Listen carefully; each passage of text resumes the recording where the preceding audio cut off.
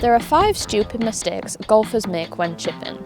So what are they and how can you avoid them? We're at Celtic Manor and meeting up with PGA professional Jack Backhouse to find out. I would say one of the biggest mistakes you see people make is not actually having the right clubs, and like having the right wedges for what they want to achieve. Because you see a lot of the time people might have like a set of game improvement clubs, like the Paradigm, and they won't have a wedge to go with it that's higher lofted. Or maybe they're not playing something for the right course conditions. So if you're somewhere where it's quite wet, you're going to want a different wedge to playing somewhere if it's really firm. If you play links all the time, something like a Z grind is going to be a lot better for that firm turf. So actually getting the right clubs for the right job is important too. Yeah, definitely. If you're going to buy, just like, if you're going to go buy some wedges and you're in the market to sort of upgrade your scoring clubs, you need to go somewhere where you can try all the grinds and just get a fit, take out 4 wedges all with the same loft but all with different grinds, and go and hit a load of shots around the green, in the bunker, pit shots, more full shots, and get a feel for what what feels best interacting with the turf. I thought it was really interesting when I did that with Callaway, because some of the clubs that I thought maybe would have been the best weren't. And it's quite interesting as well on pitching how much the ball flight changes with different amount of bounces. Yeah, changing the bounce really seems to sort of have the ability to change your impact location on the face, which will affect your spin and your launch as well. So you just don't know until you've tried them all, do you? So you've got to, there's so much more than, there's so much more to fitting than you think, isn't there? It's so detailed and you can do a lot more than what people's basic understanding of a fitting is. Well, I think if you think most of the time, like, unless you're 5 foot or in, someone's probably statistically not going to hold a putt, right? Yeah. So unless you think you can consistently chip it to 5 foot, there's actually no point going for that risky shot. Yeah, definitely. And it sort of depends, doesn't it, on the situation. If you've got to get up and down for your house, then fair enough. You might play the shot like you think you can get the closest, but like you say, 5 foot, the chance of me getting inside 5 foot from 35 yards is pretty small, and I'm quite good. So Dave, my 18 handicapper buddy, is definitely not going to get it inside 5. Oh God, all the cameras.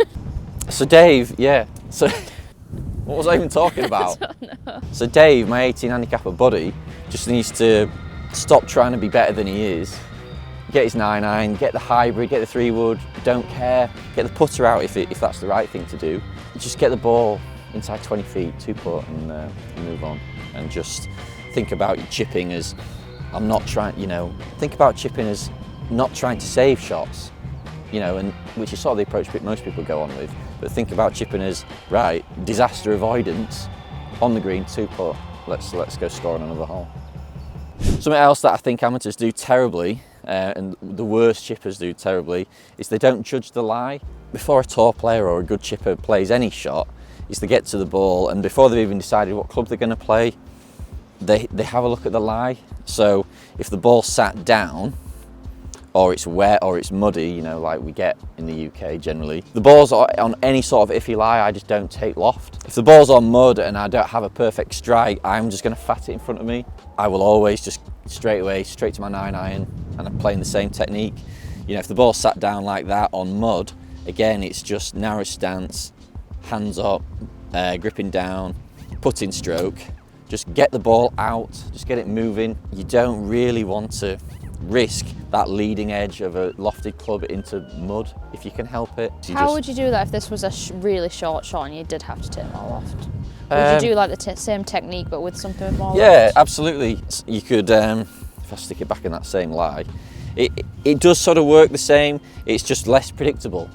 So narrow stance, grip down, sort of hands quite upright, sort of that putting stroke will just nudge it out. But if it's that close, I'd put it. It sort of depends on like what you're playing in. If I'm playing in a social game with my brother, who cares? But if I'm playing in a tournament, I don't care what it looks like, to be honest. If I pull my putter out and I can get it on the green and close enough to 2-putt and move on, it sort of doesn't matter. Unless there's something in the way, like maybe there's a bunker or whatever. I would always just go hybrid, 9-iron putter, get the ball moving, just get it on and move on. If you had to get up and down maybe for like a competition or whatever, or a match, then maybe you would sort of play that sort of lofted chip, but you can't predict how the ball's going to come out very well. You know, the first one came out really soft, that one came out, you know, quite hot. So just a better idea with the 9-iron and the putter. So if we've got a longer shot like this, Yep. you couldn't really use like that shorter putting stroke motion because it won't reach. So what would you recommend for people then? Another thing that I think amateur golfers and poor chippers get wrong, that they don't use their wrist properly. I think we've gone through this period of people just scared of using the wrist when they're chipping, and it makes me laugh, because generally the worst chippers are the people who are trying to keep their wrist the stiffest, and the best chippers have the softest hands, the softest wrist. You know, you look at old videos of Sevi, it was so flow motion compared to some of the disasters you see at your local club. What you've got to try and think on these longer shots is the club needs to swing a lot more, but more importantly, in order to not have the duff strike, you need to allow your wrist to sort of set, unset and then reset on the way through. To a lot of people that'll look really wristy, but all I'm doing is I'm sort of like engaging the bounce on the club to allow the club to skid along the turf a bit better and not dig. So if I make a swing with really stiff wrists, I can like bounce the club into the ground, get it stuck, and that's the embarrassing shot where you either double hit it and flick it behind your head, or the ball just ends up there. Either way, it's embarrassing. So just by allowing your wrists to sort of break on the way back and then break on the way through, and really working through a position where the shaft gets back to vertical at impact, it is a really good feeling. The club hits the ground but doesn't sort of disturb it, and that way, if you have a sort of fairly neutral setup, fairly soft wrists, it's quite easy to sort of just nip the ball away and pitch it up the green. Using the 9-iron, it'd be the same. You know, I can't, exactly like you just said, you sort of can't stiff wrist put this one, you know, 30 or 40 yards. But so even with the 9-iron, ball goes back, my hands go forward a bit, but I'm still gonna allow my wrists to be soft, working on that sort of skiddy impact to get the ball moving up the green. The thing I think people get wrong is sort of like they try and be too good. I think it's fairly safe to say if people are watching this video, they're not on tour, and if you are, you probably should go find a coach. The shot we've got in front of us here is it's probably 35 yards and it's a 2-tiered green.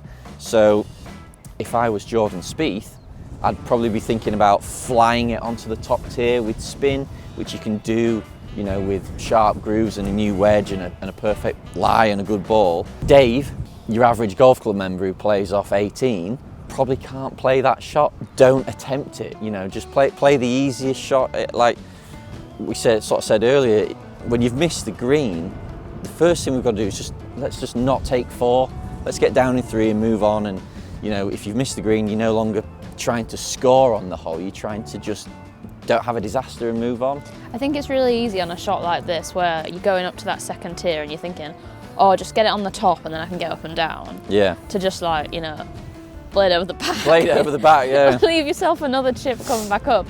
When actually, if you just put it in the middle of the green, you probably would have 2-putted up the slope anyway. Exactly. You know, your expected outcome when the ball's on the green is so much lower, isn't it, than when you're just off the green, that we don't have to get it inside 10 feet. We don't have to think, you know, dustbin lid or whatever. We don't have to think about playing a high tariff, high spin shot, you know, that would make a PGA Tour highlight reel. Let's just get your 9-iron, get it, you know, get it running, get it on the green, or if you're comfortable with loft, fine, play it into the bank and see if it'll bounce up. But we don't need to overcomplicate things.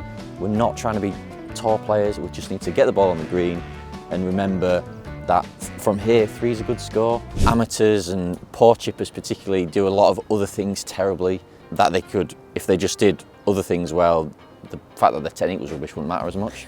People generally just play the wrong club. You know, when we're watching golf on TV, we see tour players like lobbing it up, spinning it, playing with loads of loft, but that's quite a high skill play. Amateurs can get away with like a bump and run and a much sort of simpler technique. So on this shot in front of me, you know, I've probably got, 4 yards to the start of the green and then loads of green to work with. I do have to go slightly uphill, but, you know, once I get over the rough, this is all pretty smooth. So I might play my 56 because I'm really comfortable doing that. But if I'm a bad chipper or a high handicapper and I'm just desperate to get the ball on the green, get the ball in the hole and move on, a 9-9 is a way better option here. With the 9-9 chip, really, I try to think of this as a putt, and I try to play these almost like thin. I think so a bit off like the low grooves. Yeah, right off the bottom grooves. And actually, even if you did thin it, I think it would be okay because it would still get through this stuff. I try to get people standing to it like they would a putt, so narrow stance, bottom of the grip, hands up, and almost like sort of gripping the palms almost, take your wrists out of it. I like to make a lot of practice swings where I just try and feel the contact with the ground that I'm looking for. It almost looks a bit more like a putting stroke than Yeah, a chip. totally like a putting stroke. And then I'll step straight in and try and recreate that, and that just gets the ball running. The ball only needs to carry, as I say, 3 or 4 yards to get onto the surface to then run out. If you're not a very good chipper, just getting the ball on the green inside 15 feet is a pretty good result most of the time, because you'll 2-putt, maybe 1-putt, and then move on. Just feels like a really easy way of taking out like a bad score, or like a fatting it in front of you and having to start all over again. Yeah, I could throw it close from here, I could kick it close from here.